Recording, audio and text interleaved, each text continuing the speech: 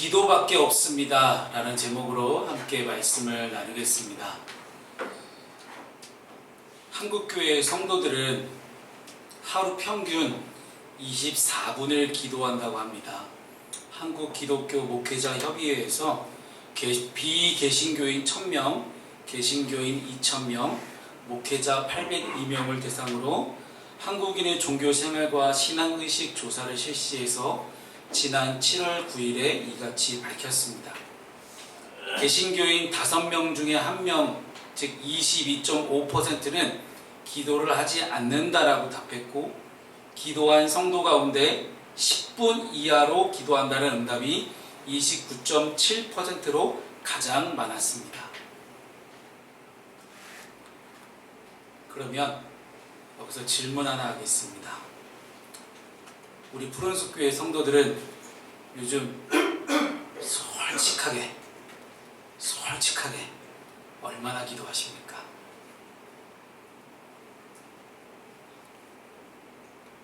평균이 24분이었습니다. 하루 평균 24분 개신교인들이 기도한대요. 한국교회 평균이래요.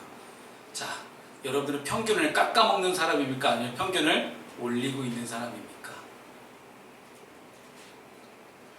물론 기도 시간이 많고 적은 것이 신앙의 좋고 나쁨을 결정하는 요소는 아닙니다.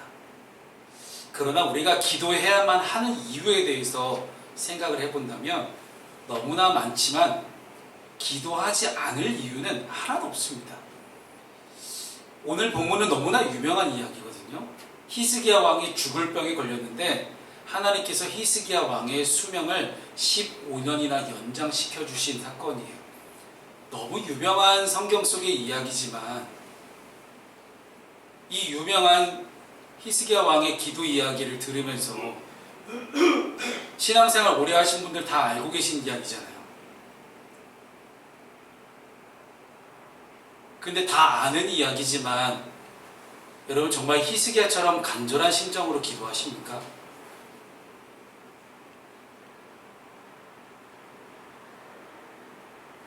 내가 성경 속의 이야기를 아는 것과 그 성경의 인물처럼 똑같이 내가 실천하며 순종하며 기도하며 살아가는 것은 전혀 다른 이야기입니다.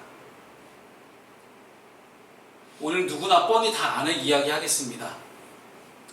아마 설교의 결론이 너무 간단할 것 같아요. 딱 하나죠. 기도하세요. 이겁니다. 제가 오늘 여러분께 드릴 수 있는 말씀은 기도하세요 밖에 없어요. 기도합시다. 이거밖에 없어요. 근데 이 이야기를 왜 또 하고 있는가?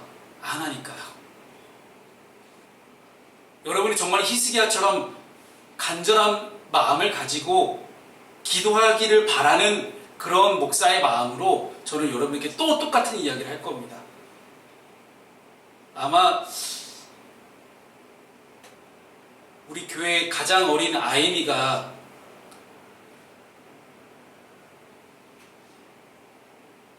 나이가 많이 들어서 그 몇십 년의 세월을 우리 푸른숲교회에서 계속 같이 함께하는 동안 굉장히 많이 들을 이야기예요. 기도하세요. 기도합시다. 근데 정말로 그렇게 하는 것과 하지 않는 것은 너무나 큰 차이가 있습니다. 왜 하나님께서 성경 안에 말씀 안에 말씀을 읽고 순종하는 것과 기도하라는 것은 쉬지 않고 기도하는 것을 왜 계속 반복해서 다양한 이야기들 속에 숨겨놓으셨을까요? 그만큼 우리가 안 한다는 거예요. 그리고 잘못 기도하고 있다는 거죠. 내가 바라는 것, 내가 원하는 것만 하나님께 관철시키기 위해서 마치 내가 하나님께 거룩한 삥 뜯기라고 보통 우리가 표현하거든요. 하나님 향해서 거룩하게 삥 뜯는 거예요. 하나님 저 이렇게 기도했으니까 하나님 내가 원하는 거 이거 이루어 주셔야 되는 거 아닙니까? 하고 하나님께 삥 뜯는 거예요. 너무 저속한 표현을 써서 죄송하지만 솔직히 우리가 그러지 않습니까? 내가 원하는 것만 어떻게 하나님께 얻어내려고 그렇게 기도하는 거 솔직히 그거 저는 기도 시간에서 빼야 된다고 생각합니다. 죄송한 말씀이지만 그 이유에 대해서 이따가 제가 또 말씀드릴게요. 그래서 오늘 이 히스기야 왕의 이야기를 통해서 우리는 우리의 삶의 모든 문제의 정답이 오직 기도밖에 없음을 믿고 고백하며 정말로 한국교회 평균보다는 더 많이 기도할 수 있기를 소망합니다. 그러면 말씀과 기도를 합해서 그럼 도대체 몇 분을 해야 되는 거야? 라고 아마 요한이는 저한테 물어볼 거예요. 우리 요한이는 숫자를 좋아하거든요. 그래서 그러면 정확하게 목사님 제가 말씀을 몇 분 읽어야 되고 기도를 몇 분 해야 되는 겁니까? 그냥 다다익선 많이 하면 많이 할수록 좋아요. 말씀과 기도는 넘쳐나면 넘쳐날수록 좋습니다. 단 내가 다른 것들을 또 해야 되니 공부도 하셔야 되고 취업도 하셔야 되니 그에 맞춰서 알아서 융통성 있게 하셔야 되는데 최소한 내가 하나님 앞에 부끄럽지 않은 정도는 해야 되는 거 아닌가 하는 거예요. 그래서 오늘 히스기야 왕의 이야기를 하겠습니다. 오늘 저는 똑같이 1, 2, 3번으로 나눠서 이야기를 할 텐데요. 1, 2, 3번의 이 소 제목을 연결하면 하나의 문장이 됩니다. 첫 번째는요, 고난 앞에서예요. 세상에 위기와 고난을 좋아하는 사람은 아무도 없습니다. 위기와 고난이 오면 고통스럽기 때문에 누구나 피하고 싶어 합니다. 그런데 안타까운 것은요, 위기와 고난을 겪지 않는 사람은 단 한 사람도 없다라는 거예요. 이 자리에 있는 우리 몇 명 안 되는 우리 푸른숲교회의 인원이지만 이 예배 인원 자체도요, 여기서 그 어느 누구도 고난으로부터 피해갈 수 있는 사람이 단 한 명도 없습니다. 이것이 수고하고 무거운 짐진자로서의 인간으로서의 어쩔 수 없는 숙명이라는 거예요. 그래서 우리가 마주하고 싶어 하지 않는 그 많은 위기와 고난은 늘 우리에게 찾아옵니다. 그런데 이 위기와 고난이 한 번만 찾아왔으면 좋겠어요. 제발. 근데 왜 이 위기와 고난이 한 번만 찾아오는 게 아니라 왜 계속해서 찾아올까요? 심지어 나는 하나님을 잘 믿습니다. 그리고 신앙의 길을 잘 걸어가고 있습니다. 저 하나님 잘 믿잖아요. 저 오늘 12월 17일 오늘 푸른숲교회 예배도 저 드렸어요. 하나님 저 그런 사람이야. 아니 하늘 밖에 나가면 예배도 안 드리는 그런 인간들도 엄청이 많은데 하나님 저 하나님 예배도 잘 드리고 기도도 잘하는데 왜 저한테 이런 고난이 수차례 계속해서 찾아올까요? 고난은 물론 하나님께서 주시는 고난도 있지만 세상의 구조적인 악함과 공중 권세를 잡은 사탄 마귀의 교활한 악한 것들이 계속해서 우리에게 작용을 해서 찾아오는 고난들도 분명히 있습니다. 하나님이 주시는 고난 외에 만약에 여러분 지금 이 지구촌의 기후 위기는요 인간이 초래한 구조적인 악이에요. 세상적인 시스템적인 악이에요. 이런 악한 것들이 우리에게 찾아온다고 우리가 하나님을 원망할 수 있을까요? 그렇진 않습니다. 다 우리가 벌린 일들입니다. 그렇다면 이런 많은 위기와 고난이 찾아왔을 때 그리스도인은 어떻게 해야 되는가? 세상에 예수를 믿지 않아도 고난이 오고 예수를 믿어도 고난이 온다면 예수를 믿는 사람과 믿지 않는 사람은 이 고난과 위기 속에서 어떤 것이 달라야 하냐는 그 말이에요. 세상의 많은 사람들은 위기와 고난 가운데 자꾸 불평하고요. 핑계거리를 찾고요. 쟤 때문에, 너 때문에, 아니면 이것 때문에라고 뭔가를 계속 찾습니다. 그러나 그리스도인은 위기와 고난 앞에서 기도합니다. 이 기도라는 사실이 위기와 고난 앞에서 대처하는 믿는 사람과 믿지 않는 사람의 가장 커다란 차이인 줄로 믿으시기 바랍니다. 아멘. 아멘. 오늘 본문의 주인공인 히스기야 왕도 마찬가지였습니다. 지난주에도 함께 이야기를 나눴지만 히스기야는 하나님의 율례와 법도를 지키려고 힘쓰는 왕이었어요. 남유다의 선한 왕 3명 중에 다윗을 길로부터 떠나지 않고 좌우로 치우치지 않은 정말 그 어느 왕도 해내지 못했던 산단을 다 없애버릴 정도로 그렇게 대단한 왕이었습니다. 하나님이 너무 좋아할 만하죠.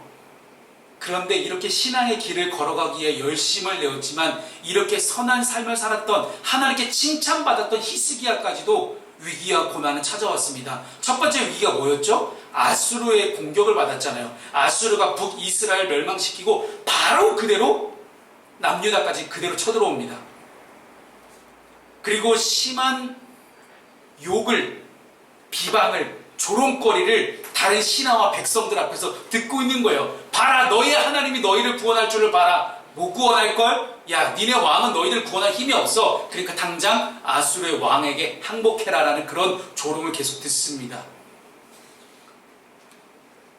그때 히스기야는 이 전쟁의 위기 속에서 벗어나기 위해 주변 나라의 도움을 요청하는 등의 인간적인 방법을 사용하지 않았습니다. 밑에 있는 애굽이라는 강대국, 옆에 있는 신흥 강대국인 바벨론, 이렇게 다른 강대국들에게 사람에게 도움을 요청하지 않았다라는 거예요.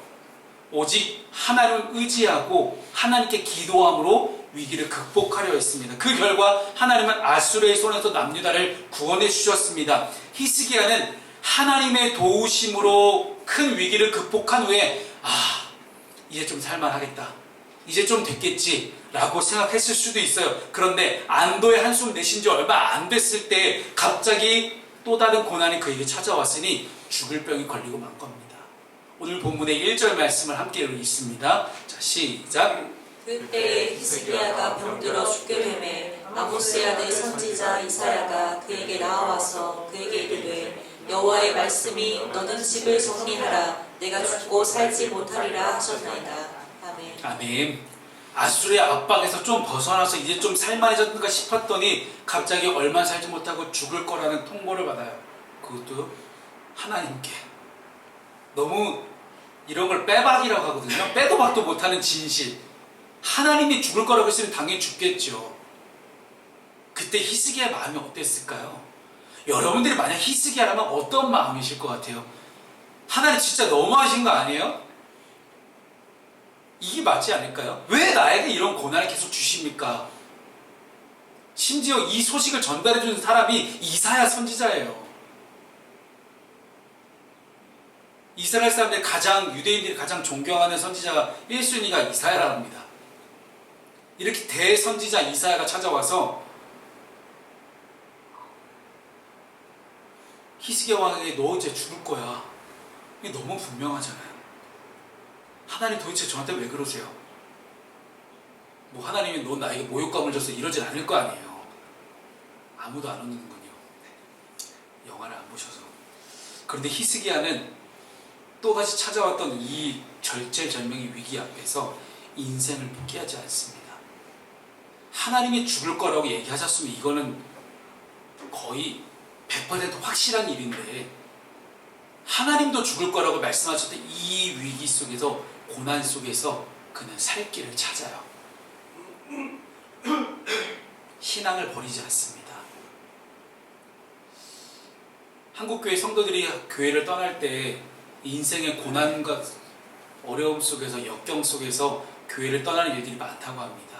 즉, 내 인생에 힘든 일이 찾아왔을 때 하나님으로부터 해답을 구하고 하나님으로부터 탈출구를 찾으려는 것이 아니라 세상 속에서 탈출구와 해답과 방법을 찾으려다 보니, 아니면 하나님도 방법을 구하고 세상에서도 방법을 구하는 양다리를 걸치다 보니 금방 하나님께 대한 마음이 식어버리는 거예요. 그래서 교회를 떠날 일들이 많습니다. 그러나 히스기야는 신앙을 버리지 않습니다. 다시 한번 하나님께 나아가서 해결을 받습니다. 아수르의 침공으로부터 벗어났던 것처럼 여러분 여기서 알 수 있는 중요한 것은요, 신앙의 원리는 똑같다라는 거예요. 신앙의 원리는 너무나 단순하다라는 거예요. 그저 어려움이 있으면 하나님께 나아간다. 어려움이 있으면, 고난이 찾아오면 하나님께 기도한다. 이게 단순한 신앙적 원리입니다. 이 단순한 걸 그냥 하면 되는 거거든요. 그런데 이 단순한 사실 하나를 우리가 못 믿으니까 자꾸 다른 거 의지하는 겁니다. 사람 의지하고요, 권력 의지하고요, 명예 의지하고요. 그래서 오늘은 우리가 이런 히스기야의 모습을 통해서 위기와 고난 앞에서 어떻게 해야 되는지 두 번째를 살펴보겠습니다. 간절히 기도를 하는 거예요. 고난 앞에서 간절히 기도를 하면 어떻게 되는지 그 이야기입니다. 히스기야가 병들어 죽게 되자 이사야 선지자가 찾아와서, 아니 하나님의 선지자라는 사람이 찾아와서 희망과 좋은 소식, 기쁨의 소식을 전달해 주지 못할 망정 절망의 소식, 야 너 죽을 거야, 너 빨리 짐 챙겨, 빨리 인생 정리해, 끝! 이거예요. 그랬더니 히스기야가 간절히 기도합니다. 본문 2절과 3절 말씀 함께 읽습니다. 자, 시작. 히스기야가 낯을 벽으로 향하고 여호와께 기도하여 이르되 여호와여 구하오니 내가 진실과 전심으로 주 앞에 행하며 주께서 보시기에 선하게 행하심을 기억하옵소서 하고 히스기야가 심히 통곡하더라. 아멘. 여러분, 히스기야가 낯을 벽으로 향했다는 것은요, 다른 어떤 것도 보지 않겠다라는 의지적 결단이에요. 무슨 얘기냐면, 자, 이거예요, 여러분. 여기, 그러니까 여기 벽이 있어요. 그죠? 여기 벽이 있잖아요. 이 벽에다가 얼굴을 가까이 대는 거예요. 마치 불교에서 면벽 수행하듯이 벽만 쳐다보고 있는 거거든요. 불교에서 면벽 수행 왜 합니까? 정신 집중하려고. 히스기야도 똑같아요.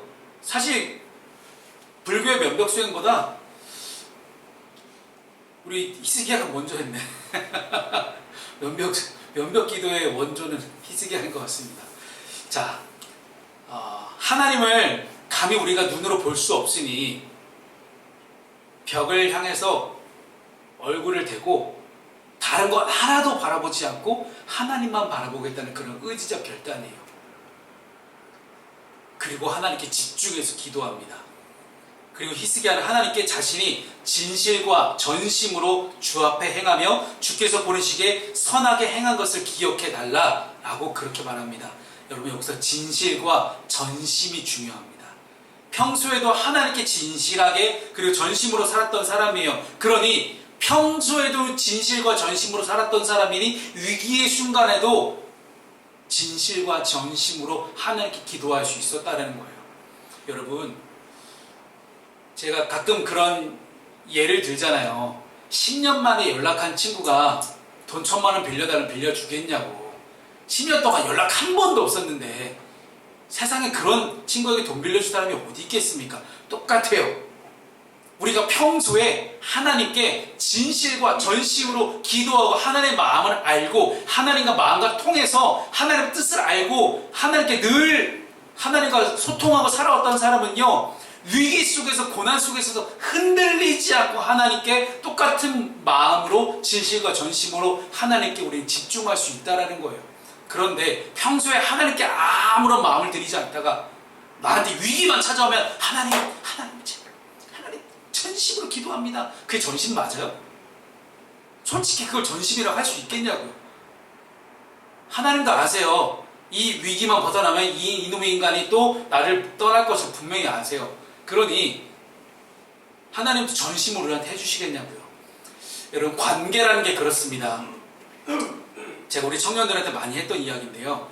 내가 전심으로 그 사람한테 다가가면 그 사람도 나한테 전심으로 다가와요. 그런데 내가 하나 숨기고 이런 마음 하나 숨기고 이런 마음 하나 숨기고 솔직하지 못하면 그 상대방도 솔직하지 못하게 다가와요. 하나님과의 관계도 똑같습니다. 하나님은 너무나 인격적인 하나님이어서 우리가 하나님께 솔직하게 나아가지 못하고 전심으로 나아가지 않으면 하나님도 우리에게 전심으로 하지 않으신다라는 거예요. 우리가 그렇게까지 했는데 하나님이 전심으로 예수 그리스도를 통해서 구원하신 그 놀라운 은총은 분명히 있습니다만, 이런 하나님의 선행적 은총에 비해서 먼저 우리가 그런 은총을 받았으면 과연 우리는 어떤 전심으로 하나님께 나아가야 하는가라는 거예요.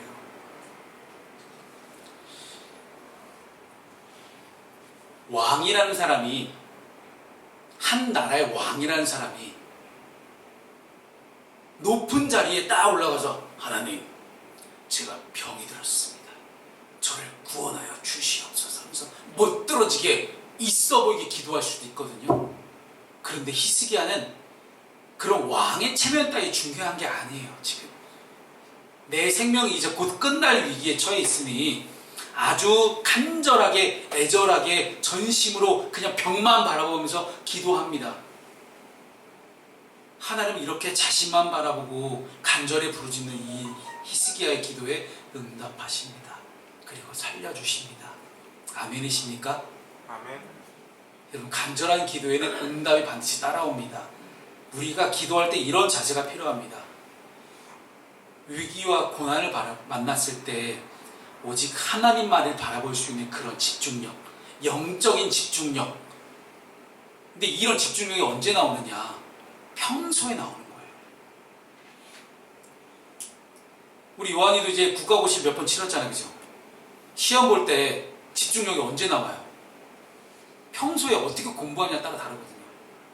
평소에 내가 집중력 있게 이 문제를 들여다보고 고민하고 성찰했던, 그 사유했던 그런 집중력의 시간이 있는 사람이 똑같은 시험의 현장 가운데서 그 위력이 발휘되는 거예요. 그래서 연습은 실전처럼, 실전은 연습처럼이라는 이야기가 여기서 나온 겁니다. 기도도 똑같습니다. 평소에 우리가 그렇게 집중력 있게 기도해야 된다는 거예요. 다르게 말하면 진실과 전심의 자세가 우리에게도 있어야 된다는 이야기입니다. 하나님, 우리가 기도할 때 뭘 보시냐? 그 마음의 자세를 보세요. 사실 하나님은 전지전능하시다는 뜻이 뭔지 아시잖아요. 모든 걸 다 알고 모든 걸 행할 수 있는 능력이 있다는 거잖아요. 다 아세요. 그러니까 여러분이 주구장창 여러분이 원하는 모든 것들을 하나님께, 하나님 저 이런 거 필요하고 저런 거 필요하고 저 이거 원하고 저거 원해요. 다 아세요. 그걸 모르시겠냐고요. 지금 우리가 그 이야기 하자는 게 아니에요. 내가 뭘 원하는지 하나님 다 아시는데, 그렇다면 말하지 않아도 무엇 때문에 아파하고 무엇을 해결받기 원하는지 다 아시는 하나님, 그럼에도 불구하고 하나님은 우리가 입술을 벌려서 기도하기를, 구체적으로 기도하기를 원하십니다. 그 내용을 몰라서가 아니에요. 정말로 네가 전심으로 다른 데 가서 또 이렇게 부탁하고 저렇게 부탁하고 하나님께 기도하고 이런 거 말고 오직 하나님께만 기도하고 있느냐? 하나님 아니면 안 됩니다. 하나님 기도 외에는 방법이 없습니다는 그런 믿음과 결단을 가지고 하나님께만 기도하고 있는지, 그 마음의 전심의 자세를 지금 지켜보고 계시는 거예요. 하나님께 기도도 하고 기도하면서 내 나름대로 인간적인 방법 어떻게든 쓰면서 해버리면 그 하나님께 영광이 되겠습니까? 그렇게 해서 그 일이 내가 바라는 게 이루어졌어요. 그럼 정말로 솔직하게 하나님께만 영광이라고 여러분 할 수 있겠냐고요. 그게 안 된다니까, 인간의 마음이. 그러니 하나님은 우리한테 전심으로 기도하라고 말씀하시는 겁니다. 이스라엘 백성들이 멸망한 이유는 하나님도 찾고 다른 것도 찾았기 때문에 멸망했습니다. 사랑하는 푸른숲교회 성도 여러분, 위기와 고난을 만났을 때 평소처럼 하나님께 간절하게 기도할 수 있기를 바랍니다. 아멘. 다른 어떤 것도 바라보지 않고 하나님만 바라보겠다는 그런 자세를 여러분이 보일 수 있기를 소망합니다. 그래서 하나님의 마음을 감동시켜 줄 수 있기를 소망합니다. 이렇게 고난 앞에서 간절히 기도하면요, 어떤 일이 생깁니까? 불가능이 가능해집니다. 고난 앞에서 간절히 기도하면 불가능이 가능해진다. 하나님은 히스기야의 간절한 기도에 응답하셨고 이사야를 통해 15년을 더 살게 해주겠다고 약속하십니다. 할렐루야! 네. 이런 놀라운 기적이 여러분의 삶 가운데 있기를 소망합니다. 아멘. 아멘 하신 분들에게 100배의 축복이 있기를 소망합니다. 이사야 선지자는 회복의 말씀을 전하면서 무화과 반죽을 히스기야의 상처 부위에 놓았습니다. 그랬더니 심각했던 상처가 나왔어요. 무화과가 능력이에요? 아니에요. 우리가 지난주에 느수단 없애는 거 봤잖아요. 하나님께서 느수단이라는 그 장대를 통해서 이스라엘 백성을 살리셨지만 느수단이 하나님은 아니에요. 무화과 반죽을 발랐지만 무화과 반죽이 능력이 있는 건 아니라는 거예요. 한국교회 성도들이 자꾸 이걸 헷갈려요. 본질적인 하나님을 바라봐야 되는데 하나님을 통해서 그 교회가 축복을 받으면 자꾸 교회를 향해서 엉뚱한 향해서 비본질적인 거, 물질적인 거, 형상적인 거 가지고 끝까지 어떻게 하면 그걸 통해 축복받아 보려고 난리치는 게 이게 우리 교회의 현실입니다. 여러분, 하나님이 고쳐주셨잖아요.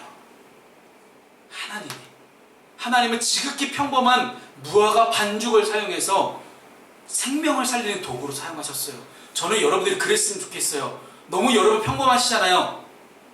아니에요? 평범도 못합니까? 평범하시잖아요. 하나님은 평범한 우리 같은 인간을 사용하셔서도 하나님의 뜻을 이루어가시는 그런 하나님이십니다. 그런 하나님의 도구로 저와 여러분들이 사용되어질 수 있기를 주님으로 축복합니다.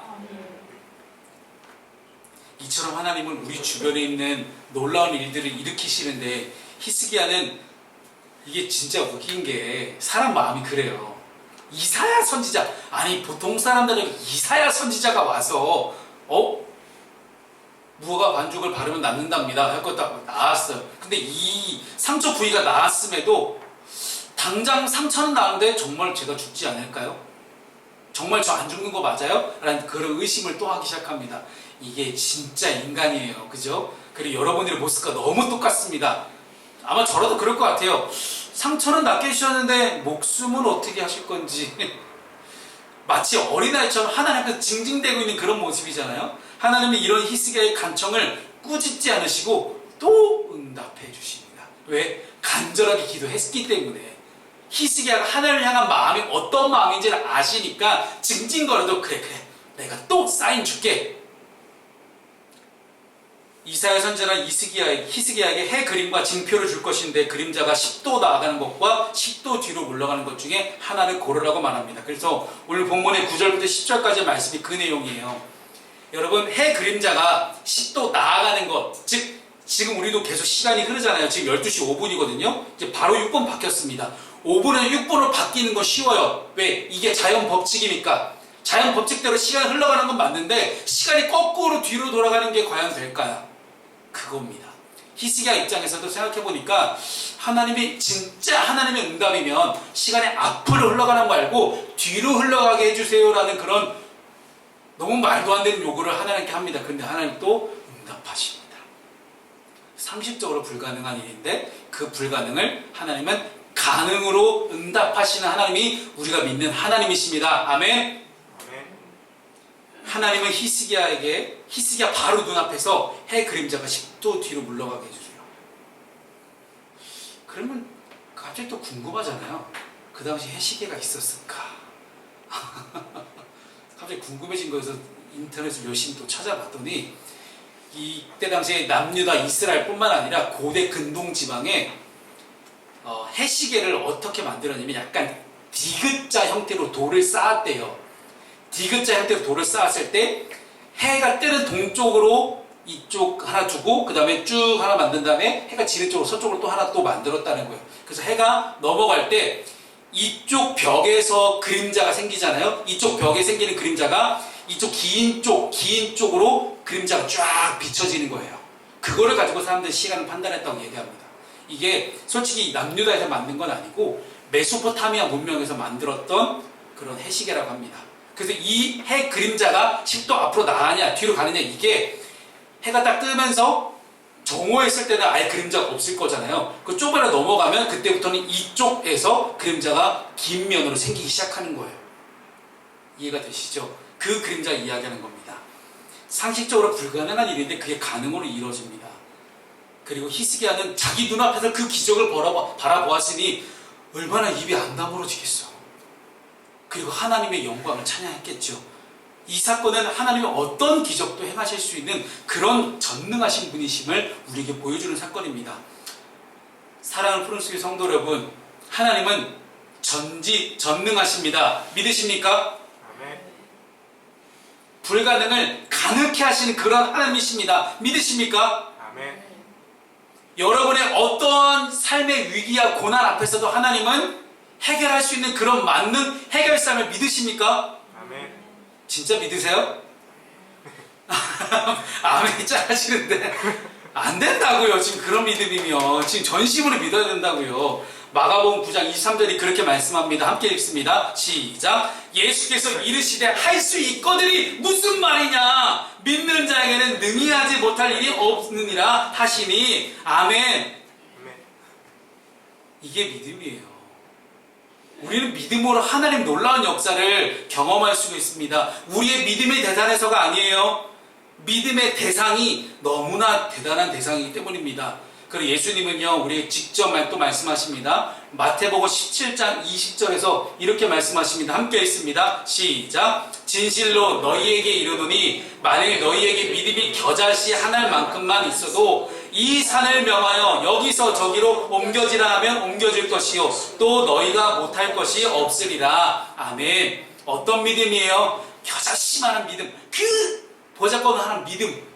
근데 이 믿음은 있어요? 없어요? 있잖아. 어쨌든 겨자씨가 되게 작거든요. 너무 작은 믿음인데 이 믿음, 그 조그만 믿음도 할지라도 그 믿음이라 할지라도 그게 있느냐 없느냐 그 차이라는 거예요. 사랑하는 성도 여러분, 불가능을 가능케 하시는 그 하나님 믿으시기 바랍니다. 자꾸 우리 요한이가 아멘이 줄어들어서 걱정인데 그래야 하나님 놀라운 역사를 경험할 수가 있습니다. 고난 앞에서 간절히 기도하면 불가능이 가능해집니다. 말씀을 정리합니다. 기도라는 게 뭘까요? 제가 가끔씩 이제 포스터나 다양한 이제 그림 그리는 거 디자인을 하다 보면 인터넷에서 기도라는 검색을 하게 될 때가 있거든요. 그 기도를 검색하면 기독교의 기도 말고도 다른 종교의 기도 모양, 모습, 사진들이 되게 많이 나와요. 기도는 기독교만 하는 게 아닙니다. 때때로 종교가 없는 사람도 무언가를 향하여 기도와 유사한 행위를 하기도 하고요. 우리 한국 전통 기도는 어떤 거였습니까? 달을 향해서 정한술 하나 떠놓고 비나이다 비나이다 이것도 기도예요. 그러나 예수 그리스도를 믿는 우리는 내 생각과 기준과 경험으로 기도에 관해서 우리는 정의를 내릴 수가 없어요. 그래서 저는 여러분들께 추천드리는 것이 하나가 있습니다. 추천 메뉴. 자, 일찍이 예수님께서 뭘 가르쳐 주셨죠? 주기도문. 기도의 모범이라고 이야기하잖아요. 12제자들이 예수님께 예수님 기도를 가르쳐 주세요 했더니 가르쳐 주신 게 주기도문이었어요. 하늘에 계신 우리 아버지요. 이거였어요. 우리 어린이부 친구들 주기도문 되게 잘해요. 매주 하니까. 따라서 우리는 하나님께서 성경 말씀을 통해 기도가 무엇이라고 가르쳐 주시는지 우리의 눈과 귀를 집중할 수 있어야 됩니다. 그리고 내가 성경에서 말하는 대로 내가 말씀대로 기도하고 있는지 날마다 끊임없이 우리는 점검해 봐야 합니다. 하나님의 말씀에 합당하지 않은 기도를 하고 있다면 우리는 즉시 돌이켜서 하나님의 뜻 안에서 하나님의 뜻에 합당한 그런 기도를 우리가 할 수 있는 저 여러분 되시기를 주님의 이름으로 축복합니다. 아멘. 아멘.